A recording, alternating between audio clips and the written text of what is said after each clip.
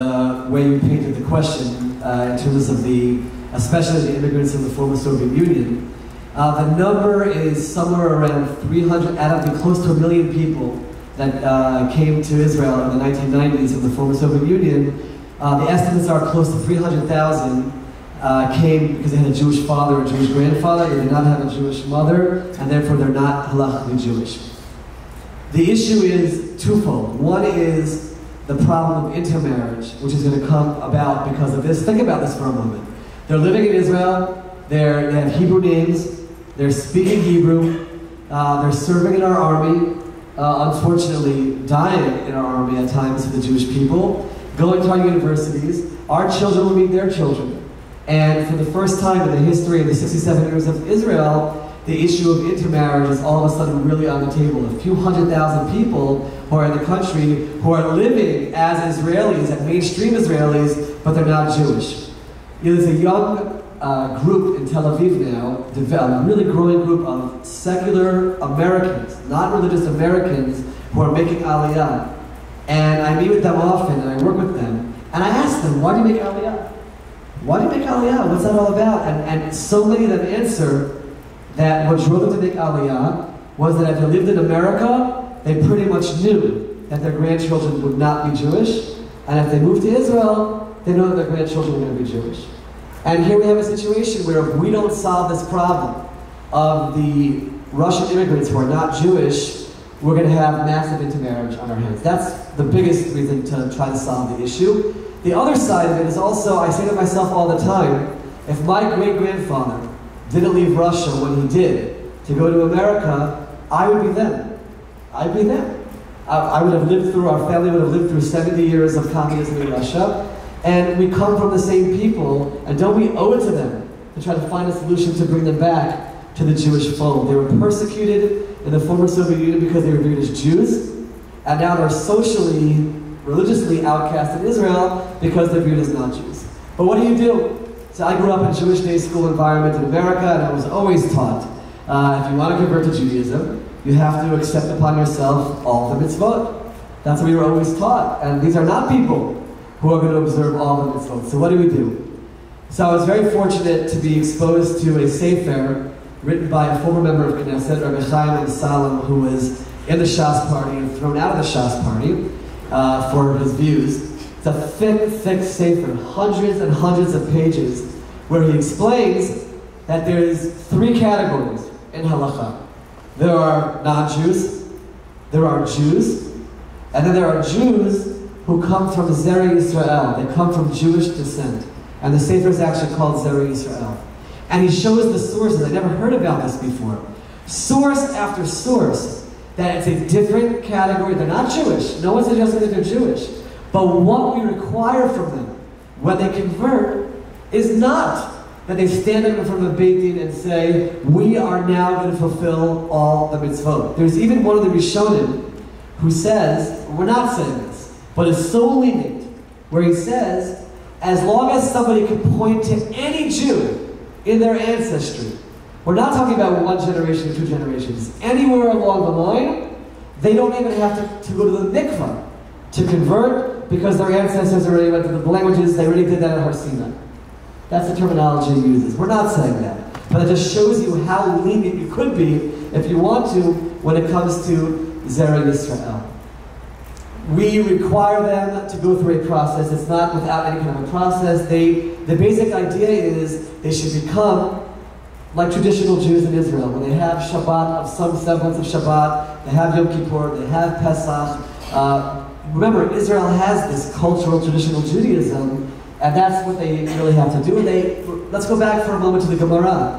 When the Gemara describes what a person has to do to be a convert, all it says in the Gemara is that we teach him some of the light mitzvot, some of the stringent mitzvot, we tell them the idea of reward and punishment, and then we convert them. That's what it says in the Gemara. And there are even Rishonim who say that the Kabbalah mitzvot, the acceptance mitzvot, is not as critical as we might have thought it is. So certainly when it comes to Zerah Yisrael, we want to be able to implement that. That's one category. The other category where it's even more ironclad in terms of halakha is when it comes to children. children below the age of bar and bat mitzvah. You open up Masechet Ketuvot on Daf Yud Aleph, Rav Huna says, if a child is brought to a Beit Din for conversion, we take that child, we immerse the child in a mikvah according to the knowledge of the Beit Din, and that child is Jewish. And Rashi says, the case of the Gemara is a non-Jewish mother who brings her child to the Beit Din. He is not going to live in a religious home. He's going to live in the home of a Gentile mother. We convert the child, and the child is a Jew. Both the Rambam and the Shulchan Aruch say that is the halacha. You take a child below bar bat mitzvah, they are Jewish. There are no other opinions that I'm hiding from you in the Talmud, or in the Rambam, or in the Shulchan Aruch. It is the halacha. Rav Chaim Ozer Brzezinski, one of the great poskim in the early 20th century in Europe, so there were some issues in some of the towns where there were rabbis who wanted to do some of these conversions of the children. Rav Chaim Ozer writes, I personally am not going to do that with my Beit Din, but no rabbis should speak out against any Beit Din that does it, because these conversions are completely valid. And he wasn't talking about the state of Israel in 2015, where it's necessary to do this. He was talking about it in his time.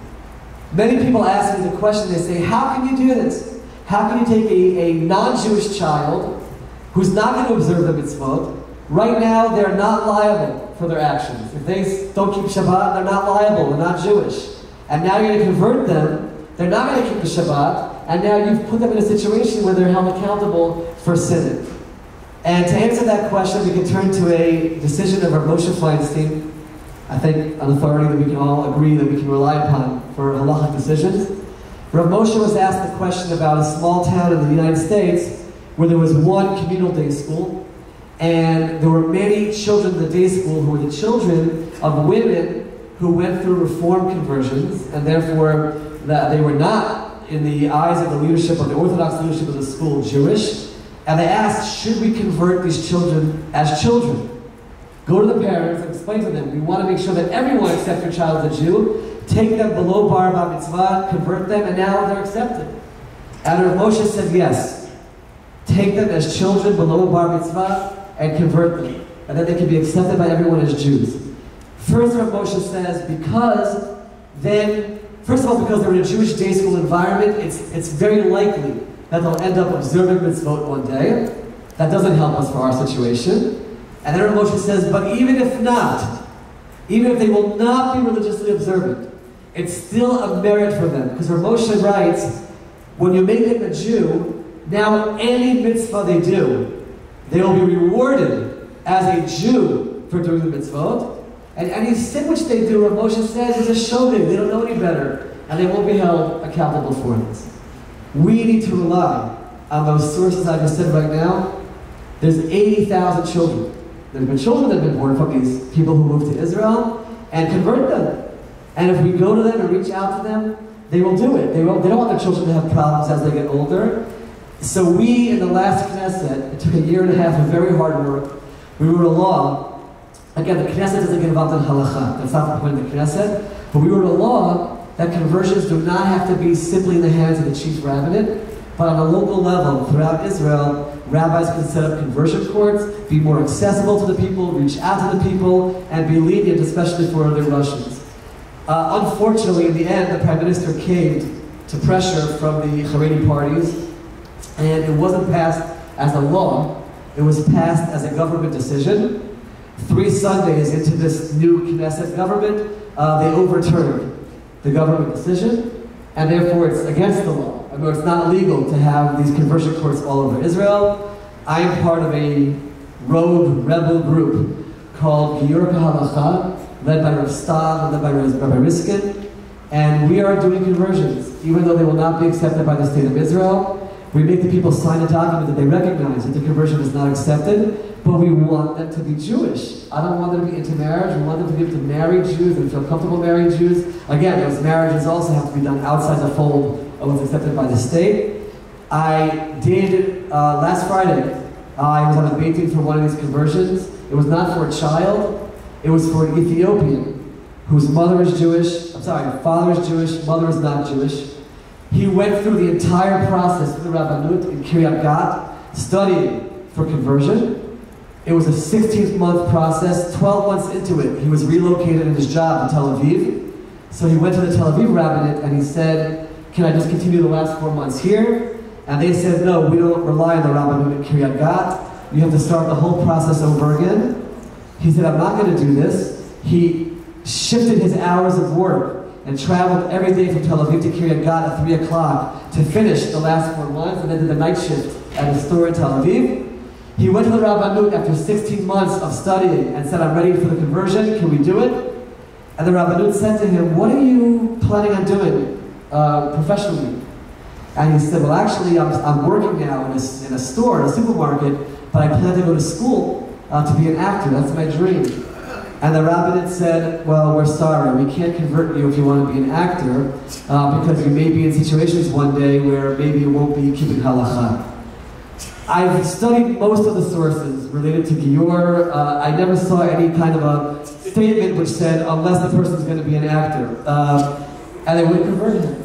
So we converted him last Friday. He's now a full-fledged Jew according to halakha. He stood in front of us and did Kabbalah mitzvot. And next week he's getting married to a Jewish girl. And thank God, there's another Jew in Am Yisrael and another Jewish marriage in Am Yisrael. I'm going to keep doing this.